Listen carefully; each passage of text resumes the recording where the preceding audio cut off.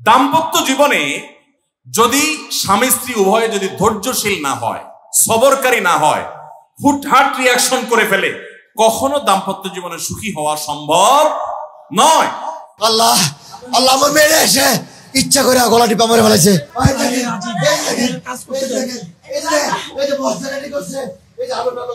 আমার মেয়ে রান্না খাইতে রেডি করছে, আমার মেয়েটা খাইতে দিল না। হ্যাঁ, কারণ মাঝে মাঝে তোমার ঝগড়াঝাটি হইতো। চিন্তা করো, থাক 4টা বছর তোমরা মানায় চলো। আমি আমার মেয়েকে বললাম, আমার মেয়ের হাজবেন্ডকে বুঝাইলাম তোমরা মানায় চলো, তোমরা 4টা বাচ্চা, ওরা দিল 4টা বাচ্চা, তোমরা মানায় চলো, মানায় চলো। আমার মেয়ে যে রান্না করতেছিল, আমার মেয়েকে সুসাইড করতে পারে? এগুলি রেখে আপনারা বলেন, এগুলো রেখে কি আমার মেয়ে সুসাইড করতে পারে? দাম্পত্য জীবনে সুখে থাকা এটা জীবনের সুখের অন্যতম মানদণ্ড। যার দাম্পত্য জীবনে সুখী না, সে অনেক সম্পদশালী হতে পারে, অনেক প্রভাবশালী হতে পারে, অনেক পদের অধিকারী হতে পারে, অনেক বড় দায়িত্বশীল হতে পারেন, অনেক বড় নেতা হতে পারেন, অনেক বড় পরিচিত পপুলার মানুষ হতে পারেন। তিনি সুখী না। সুখের অন্যতম বড় একটা প্যারামিটার হলো দাম্পত্য জীবনে সুখী হওয়া, স্বাচ্ছন্দ্যশীল হওয়া। তো নবী করিম সাল্লাল্লাহু আলাইহি সাল্লাম তিনি আমাদেরকে এমন কিছু নির্দেশনা দিয়ে গেছেন যেগুলো অনুসরণ করলে দাম্পত্য জীবনে আমরা সুখী হতে পারবো ইনশাআল্লাহ তাআলা। দাম্পত্য জীবনে টুকটাক সমস্যা হবেই, এটা প্রত্যাশিত। মনে রাখবেন, এই জিনিসটা যদি আপনি আগে থেকে মাথায় রাখেন তাহলে আপনার কষ্ট অনেকখানি দূর হয়ে যাবে। আমরা অনেকে আকাশ থেকে নেমে পড়ি। কি বলে, এত বড় সাহস, এই কথা বলতে পারে? কেন ভাই আশ্চর্য হচ্ছেন কেন? এর চেয়ে বেশি কথা বলতে পারে? মাথা বাড়ি মারছে? আরে ভাই ছুরি মার নাই যে শুকর আদায় করে, বুঝেন নাই কথা? একই কথা বোনদের জন্য প্রযোজ্য। আমার মা বোন যারা শুনছেন তাদেরকে বলছি, আপনার স্বামীর একটা কথা শুনে আপনি আকাশ থেকে নেমে পড়ছেন, আকাশ ভেঙে পড়ছে মাথার উপরে। কি এটা বললো সে, আপনি ডিপ্রেসড হয়ে যাচ্ছেন। আরে বোন ডিপ্রেসড হচ্ছেন কেন? এটা কেন? আরো শক্ত কথা আপনাকে বলতে পারে, এটা আপনি মাথায় রাখেন। কারণ দিন শেষে তিনি মানুষ, তার ভুল হতে পারে, একটা সময় তিনি তার ভুল বুঝতে পারেন। দাম্পত্য জীবনে যদি স্বামী স্ত্রী উভয়ে যদি ধৈর্যশীল না হয়, সবরকারী না হয়, হুটহাট রিয়াকশন করে ফেলে, কখনো দাম্পত্য জীবনে সুখী হওয়া সম্ভব নয়। মনে রাখতে হবে, একসাথে থাকতে গেলে, দুইটা পাতিল একসাথে থাকতে গেলে টুনটান লাগে না? বাধে হয় না? আপনার কাছে যদি কেউ এসে গাল গল্প দেয়, দেখবেন অনেকে গাল গল্প দেয়। গাল গল্প দেওয়া লোক আছে না নাই? ভাই 30 বছর সংসার করেছি, জীবনে আমাদের একটা কথা হয়নি। ডাহা মিথ্যু, এ লোক ডাহা মিথ্যু। আপনার 50 বছরের সংসারে কোনো বিষয় হয় না। হ্যাঁ, ঝগড়া করেন না সেটা ভিন্ন বিষয়, কিন্তু ভিন্ন মত হবে না, দ্বিমত তৈরি হবে না, নিজেদের মধ্যে ভুল বোঝাবুঝি তৈরি হবে না, একবারও হবে না জীবনে, অসম্ভব। মুহাম্মদ সাল্লাল্লাহু আলাইহি সাল্লামের ঘরে যদি হয়ে থাকে, আলী রাদিয়াল্লাহু তাআলা ফ্যামিলিতে যদি হয়ে থাকে, সাহাবীদের ঘরে ঘরে যদি হয়ে থাকে, আপনি কে? মনে রাখবেন, এই সমস্ত ডাহা মিথ্যা কথা শুনে আপনি চিন্তা করেন, হায় হায় রে, তাহলে আমার বউটা এত ডাইনি। আর মহিলা চিন্তা করে, আমি স্বামীটা এত মানুষ, কত বড় ডাকাত। দেখো তার স্বামী স্ত্রী জীবনে কোনো কথা হয় না, আর আমার স্বামী ডেইলি একবার মা বাপ তুলে না গালি গালাজ করলে তার বাটার পেটে ভাত হজম হয় না। এই সমস্যাগুলো আছে না নাই? ভাইরা আমার, সবর করার জন্য, সবর করা সহজ হবে আগে থেকে যদি প্রস্তুত থাকেন যে এই সমস্যা হবে। আশরাফ আলী থানভী রাহমাতুল্লাহর নাম শুনছেন আপনারা? ভারত মহাদেশের এমন একজন আলেম ছিলেন, খুব বিচক্ষণ মানুষ ছিলেন, অনেক বিদগ্ধ মানুষ ছিলেন, অনেক বড় আল্লাহওয়ালা ছিলেন, নেককার মানুষ ছিলেন। তো থানভী রাহমাতুল্লাহর কাছে এক লোক এসে বলল, হুজুর, আমার বাসায় যখনই যাই দরজাটা খুলতে দেরি, আমার মাথার উপরে আকাশ ভেঙে পড়তে দেরি নেই। যেটাই করি, বাজার করে এনে তার হাতে দিলেও রাগ, রাখলেও রাগ, আমার সাথে সারাদিন শুধু ঘেউ ঘেউ করে হুজুর, আর সহ্য করতে পারি না। আমারে কোনো দোয়া দুরুদ আমল শিখাই দেন যে আমার এই বাসার অত্যাচারটা যেন থামে। তো থানভী রাহমাতুল্লাহ বললেন যে, শোনো, তোমার একটা বুদ্ধি শিখাই দেই, দোয়া দুরুদ না। বুদ্ধি হলো, এখন থেকে বাসায় গিয়ে দরজা নক করবা, যে নক করার আগে 1 মিনিটের মোরাকাবা করবা। কি করবা? মোরাকাবা বুঝেন? ধ্যান। ধ্যান এটা কল্পনার জগতে ডুবে যাবা 1 মিনিটের জন্য, জাস্ট 60 সেকেন্ড। কি ধ্যান করবা? দরজায় যায় থামবা, থেমে চোখ বন্ধ করে মাথাটা নিচু করে চিন্তা করবা, আমার ঘরের ভিতরে একটা কুকুর আছে। আর কুকুর মানুষ দেখলে কি করবে? ঘেউ ঘেউ করবে। অতএব এটাতে আমার রাগ হওয়ার তো কিছু নাই। কুকুর কেন ঘেউ ঘেউ করছে এটা জিজ্ঞেস করার তার এক বোকামি। অতএব এটা আমি মাথায় কিছু নেব না, ইগনোর করব। কুকুর থাকলে কুকুর তো ঘেউ ঘেউ করবেই, এটা চিন্তা করে এরপরে বিসমিল্লাহ পড়ে নক করবা। তো এই বুদ্ধি অনুযায়ী পরের দিন আসছে বাসা, আগে 1 মিনিট মোরাকাবা করছে, এরপরে দরজা নক করছে।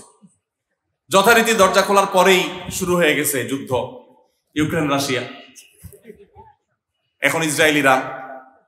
যুদ্ধ শুরু হয়ে যাওয়ার পর এই লোক অন্যান্য দিন সেও টুকটাক রিয়াকশন করে, হাতাহাতি বকাবকি, দুই পক্ষ থেকে টুকটাক হামলা পাল্টা হামলা হইতো।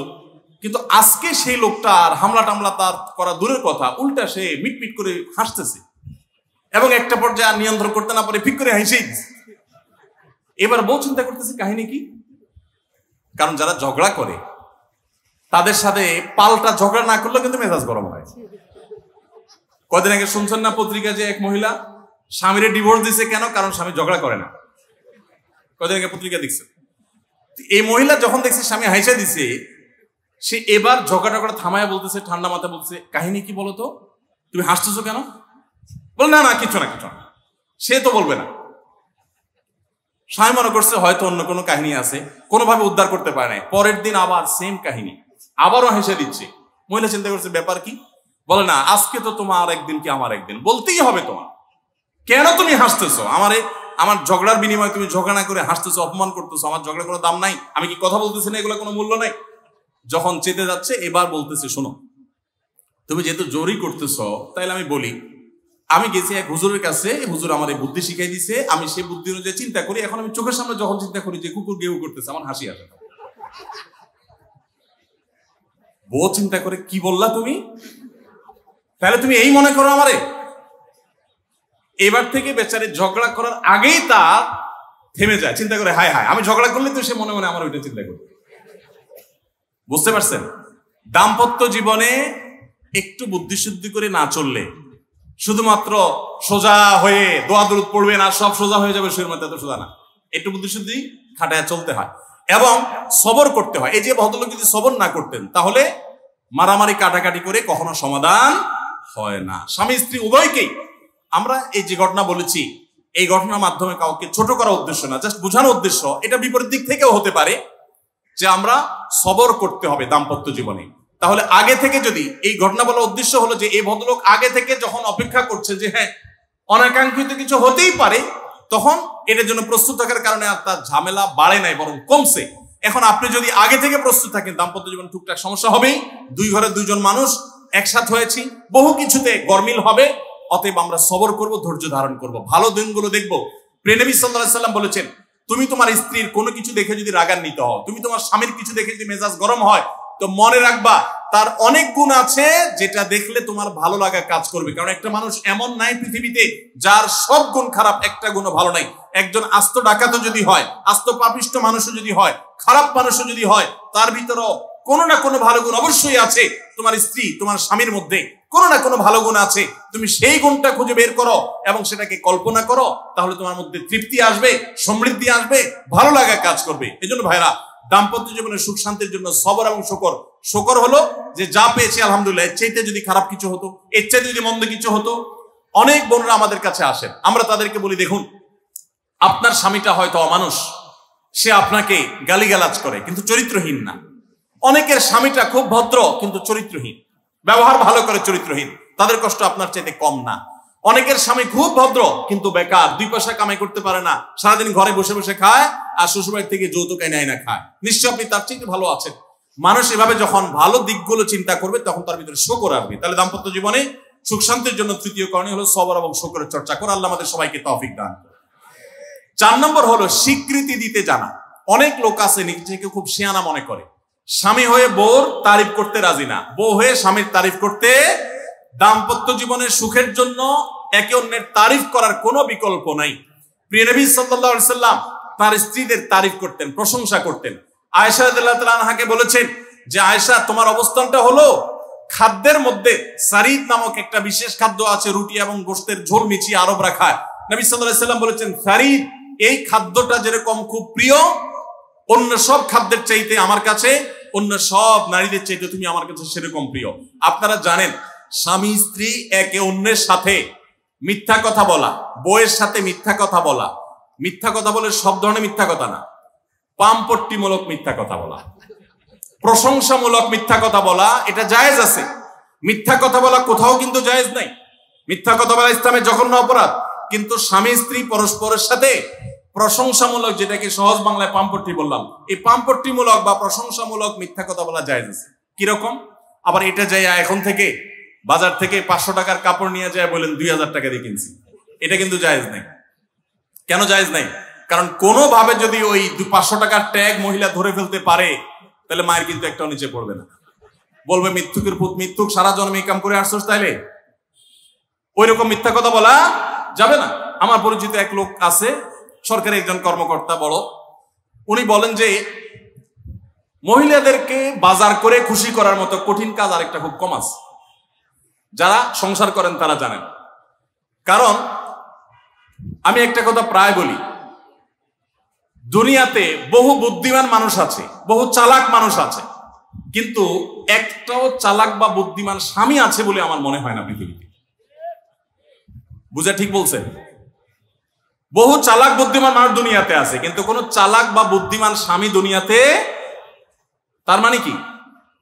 প্রত্যেকটা বউয়ের কাছে তার স্বামীটা হলো আস্ত বেকুব। যত বড় শিক্ষিত হোক, যত বড় রাজনীতিবিদ হোক, যত বড় মাথাওয়ালা হোক, যত বড় শেয়ানা হোক, যত বড় ব্যবসায়ী হোক, বউয়ের কাছে বউগুলা, সব বউরা, মহিলারা মনে করে কি এ বেটা বেকুব। ম্যাক্সিমাম ক্ষেত্রে এটার ভিতরে আলাদা একটা আনন্দ আছে। বউয়ের কাছে বেশি শেয়ানা সাজার ভিতরে বেশি আনন্দ নাই। পরিবারের কাছে বেশি, আমার বউ বিরাট খুশি, বলে যে তার নাম ধরে বলতেছে অমুক বাজার করলে প্রতিদিন ঠিক মতো বাজার করে, দাম দোষ ঠিকঠাক থাকে, মাপজোপ সব ঠিকঠাক থাকে, তোমার প্রতিদিন ধরায় দেয়, দোকানদার কমায় দেয়। 2 কেজির গোস্ত আমার কাছে মনে হয় 1.5 কেজি দিছে, ওজন কম দিছে মনে হয়, নজরে উঠে না। তো লোকটা বলেছে আমার খুব সন্দেহ হলো, একই দোকান থেকে আমিও আনি, সেও আনে, আর আমার তো ঠকানোর কথা না, পরিচিত দোকানদার। তাহলে মহিলা এই কথা বললো, তার ব্যাপারে কাহিনীটা কি? তারা ডেকে বলছে বলো তো কাহিনী কি, সিক্রেটটা কি? তো লোকটা বলতেছে যে স্যার, সত্য বলতে কি, আমি গোস্ত 3 কেজি কিনলে ম্যাডামকে বলতাম 2 কেজি, 1000 টাকা কিনলে ম্যাডামরে বলতাম 500 টাকা। টাকা তো আপনি দিবেন, আপনার সাথে বোঝাপড়া হবে, কিন্তু আমি জানি বাসায় এটা বললে বউরা খুশি থাকে। তো এই জন্য আমি একটু কমায় কমায় বলি দাম, আর জিনিস কমায় কমায় বলি। তখন সে প্রতিদিন 2 কেজি মাংস যেটা দেখে আপনি আনেন, আজকে দেখে যে সে 1 কেজি মাংস ওই পরিমাণ, তখন সে তো খুশি হবেই স্যার। তখন ওই লোকটা বলতেছে দেখেন, সে এইটা করে আমার গোটা সংসারে আগুন ধরায় দিচ্ছে। তো এইভাবে মিথ্যা কথা বলা কিন্তু জায়েজ নাই। কোন মিথ্যা কথা বলা জায়েজ আছে? ধরেন আপনি আপনার বউরে বললেন দেখো তুমি চাঁদের চাইতেও সুন্দর। কিসের চাইতে সুন্দর? ভাই চাঁদের চাইতে উজ্জ্বল মানুষ হয় সম্ভব? ডাহা মিথ্যা কথা না? কিন্তু এই মিথ্যা কথা বলা কি আছে? জায়েজ আছে। সৌদি আরবের একজন আলেম ডক্টর আয়েজ আল কারনি, মুসলিম বিশ্বের সবচেয়ে জনপ্রিয় আলেমদের মধ্যে একজন, ওনার একটা বক্তব্য আমি শুনেছি, অত্যন্ত চমৎকার কথা বলেন এবং দারুণ দারুণ টিপস দিয়ে থাকে। উনি বলেন যে একটা ইউনিভার্সিটি প্রোগ্রামে স্টুডেন্টদের সামনে উনি বলছিলেন যে আমি একবার একটা আইডিয়া দিয়েছি দাম্পত্য জীবনের সুখ শান্তির জন্য। বলেন যে এটা ইমপ্লিমেন্ট করে অনেকেই সুফল পেয়েছেন, আমাকে ব্যক্তিগতভাবে জানিয়েছেন। টিপসটা কি? টিপসটা হলো উনি বলেন যে বাসায় ঢুকে মাঝে মধ্যে, সবসময় করলে আবার মাইর খাবেন, যখন দেখবেন বউয়ের মুড টুট ভালো আছে, বাসায় ঢুকে আস্তে করে লাইটের সুইচটা অফ করে দিবেন। তখন বউ কি ব্যাপার, লাইট বন্ধ করলা কেন? তখন বলবেন যে দেখো বাসায় আসলে তোমার চেহারার উজ্জ্বলতা থাকলে আর এই লাইটটার দরকার হয় না। মহিলা ধরে ফেলবে যে আপনি পাম্পটি দিচ্ছেন, বাতাস দিচ্ছেন, কিন্তু পাম্প যাকে দেন সে যতই বুঝুক না কেন কিছু না কিছু কাজ হয়, কিছু না কিছু। একেবারে শতভাগ যদি বুঝে কাউকে প্রশংসা করছেন, সে বুঝে, তারপরে সে একটু খুশি হয়, ভালো লাগে। তো উনি বললেন যে শরবত বানায় আনছে বউয়ে, তখন বলবেন দেখো চিনি দিও না, চিনি দিও না। তারপর বউরে বলবেন যে আঙ্গুলটা একটু চুবাই দাও। কেন? কারণ তুমি আঙ্গুলটা চুবাই দিলে ওটা চিনি চাইলে বেশি মিষ্টি লাগে। এই যে কথাগুলো, এই কথাগুলো আসলে সত্য কথা না তো, এই টাইপের কথা স্বামী স্ত্রীর মধ্যে মিথ্যা হলেও সেটা কি আছে, জায়েজ আছে। ভাইরা আমার, এই জন্য দাম্পত্য জীবনে সুখ শান্তির জন্য একে অন্যকে ভালোবাসা, প্রশংসা করতে জানা, বিশেষ করে স্বীকৃতি দিতে জানা, ভালো গুণগুলোর কথা বলা, এটা হারিয়ে গেছে। অনেকে মনে করে যে না, ভালো গুণ বললে মাথায় উঠবে, এটা ভুল। মাথায় উঠবে সেটা ব্যালেন্স করার জন্য আপনাকে অন্য কাজ করতে হবে, কিন্তু তাহলে প্রশংসা করতে কার্পণ্য করা যাবে না, স্বীকৃতি দিতে হবে।